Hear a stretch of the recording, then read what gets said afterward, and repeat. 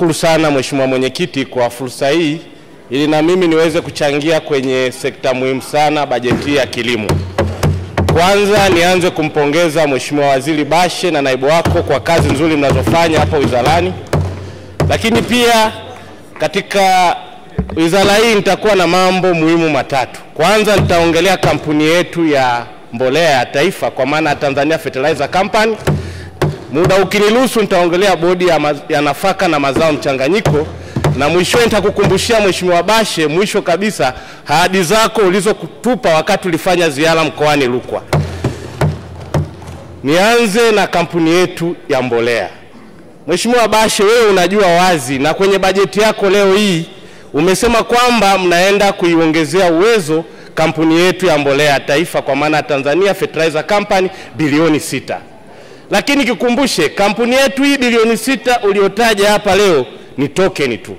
Tuna tatizo kubwa na ndo instrument kubwa ya nchi ambayo itatusaidia katika kustabilize bei za mbolea nchini. Leo hii tangia mwaka 2008 tulipoiacha hii kampuni ikafa kwa sababu ya mbolea ya ruzuku isiyolipika, tukaitwisha mzigo wa madeni mengi. Hii kampuni ya mbolea ikafa, tumewaacha private operator wanaoperate soko la mbolea. Tatizo lake ni nini? Wanaweza wakafanya cartel, wakafanya inflation, na ndio maana unaona bei ya mbolea nchini imekuwa haitabiliki. Kama kampuni yetu ingeweza kuwa na fedha, kama kampuni yetu ingekuwa na uwezo, tungeweza walau kama serikali tukasimama wakati wa migogoro na shida ya mbolea kama leo, wangeweza kampuni hii wakafanya kazi hii pasipo tatizo lolote.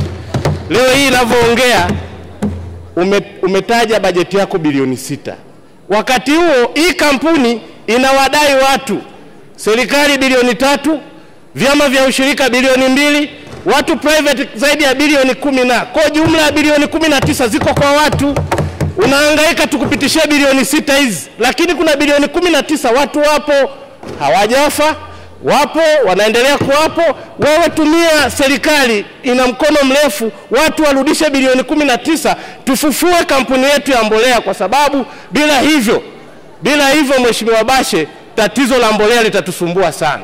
Watu wamesema kwamba hatuna hata stock ya mbolea. Lazima tuwe na buffer stock ya mbolea, kwa sababu bila kwa hivyo ukitegemea private operator wao wanafanya kwa kufuata theory ya just in time. Akileta mbolea anauza. Hawezi kuweka stock ya miaka 2-3 kwa sababu yeye sio shughuli yake, anataka apate faida kwa wakati huo. Akishapata faida anaachana na mambo hayo. Nikuombe sana, nenda kafanye shughuli hii ya kuwafuatilia wale waliochukua bilioni 19 kwenye kampuni yetu. Pili, nimshukuru pia Mheshimiwa Rais kwa mara ya kwanza ameonyesha nia njema na kampuni hii. Amelipa madeni bilioni 9 kwenye benki ya Exim, lakini bado tunadaiwa bilioni 15 kwenye mabenki mengine. Nenda kapambane kwa namna yoyote. Tutakapoenda kupeleka ruzuku ya bilioni 250 ulizotaja hapa, kampuni yetu wewe imefufuka nayo ishiriki ili isaidie kuregulate swala la mbolea. Wananchi wangu kwa mfano mkoa wa Rukwa tumehangaika, tumeshindwa hata kulima mahindi kwa sababu mbolea ilikuwa juu. Dapo tulikuwa tunanunua paka mfuko mmoja 1,150,000, yule imeenda 85, bei kubwa. Wananchi waliamua achane na mahindi. Nikuombe sana Mheshimiwa Bashe, nataka nijue utakapokuwa unahitimisha utupe strategy, achana na hiyo bilioni 6, ni namna gani unafufua kampuni yetu ya Tanzania ya mbolea. Hilo ni jambo la kwanza, nilisema nitalisemea. Jambo la pili ni bodi yetu ya nafaka na mazao mchanganyiko. Inatusaidia sana kutafuta masoko. Tumepata masoko ya mazao kule Sudani ya Kusini, Rwanda, Zimbabwe, Komoro na DRC. Sasa swala la DRC kwa kwetu mkoa wa Rukwa ndio soko letu la jirani. Linakumbwa na vikwazo vingi sana kwa sababu lazima tupite Zambia. Na pale Zambia nao ni competitor wetu kwenye zao la mahindi. Wanatuwekea trade embargoes ambazo zinafanya biashara ile iwe ngumu. Nikushauri Mheshimiwa Bashe kupitia Wizara ya Mambo ya Nje, wewe mwenyewe na ubalozi wetu wa Zambia, nendeni mkaongee na serikali ya Zambia watupunguzie hivi vikwazo kwenye mazao. Yaani mfanya biashara akitoka na mazao kwa mfano Songwe, Rukwa, akifika tu Zambia wanaweza wakamweka hata wiki 2, wiki 3. Mambo mengine kama samaki na mazao mengine hawana shida, ila za moja tu la mahindi ndio kikwazo. Nikuombe, na wewe unalijua vizuri jambo hili, kupitia ubalozi wetu, Wizara ya Mambo ya Nje, tukafanye kupitia diplomasia yetu na nchi yetu jirani ya Zambia, wasitunyanyase kwenye zao la mahindi, kwa sababu wamekuwa kutoa visingizio kwamba mahindi yetu yana sumu. Wafanyabiashara wanapata hasara wakiwa hapo na mwisho wanakata tamaa. Kwa hiyo mazao yetu hayapati fursa kwenda huko DRC pale Lubumbashi. Lakini swala la pili, kwenye hii bodi ya mazao mchanganyiko, mimi nimepata kufanya utafiti na mpaka tukafanya mazungumzo na jimbo jirani la Auti Katanga. Wametushauri jambo moja, hii habari ya kupita nchi za jirani ndio maana tunapata mateso.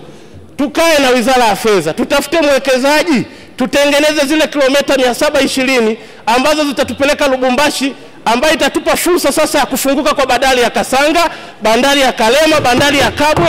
Tutaenda kwa urahisi kule, na ile ukipata mwekezaji atawekewa fee ya barabara ambayo litani yake haipiti hata miaka 5. Yule mwekezaji pesa itarudi, na barabara ile itafungua mkoa wa Rukwa, itafungua mkoa wa Katavi, itafungua mkoa wa Kigoma.